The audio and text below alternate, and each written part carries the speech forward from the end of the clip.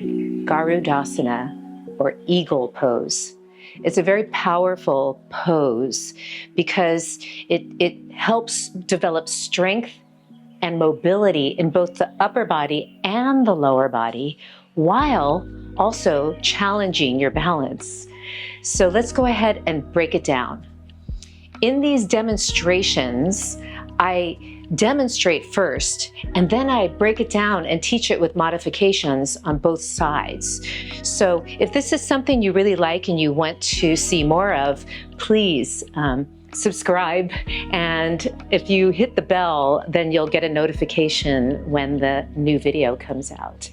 Thanks, I appreciate it. So we'll go ahead and get started. We're going to start just standing in Sambasattahi, everything's still and straight.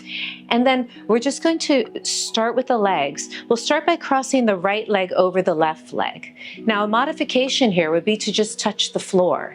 And then since the right leg's going over the left leg, we take the left arm and we cross it. Now, maybe this is as far as you go, right? But if you can, you intertwine. Same with the feet. If it's accessible for you, you start to pick up the bottom leg and double cross. And then pull the belly in and see if you can just come down. And then rise up. And you just take it to however deep feels good in your body. So we'll try the other side now.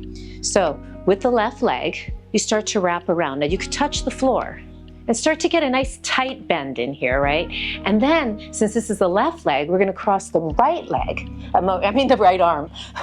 So pull in, maybe this is as far as you can go, but maybe you can cross, right? Just see where that goes. And then we'll see if you can pick up the leg and maybe hook.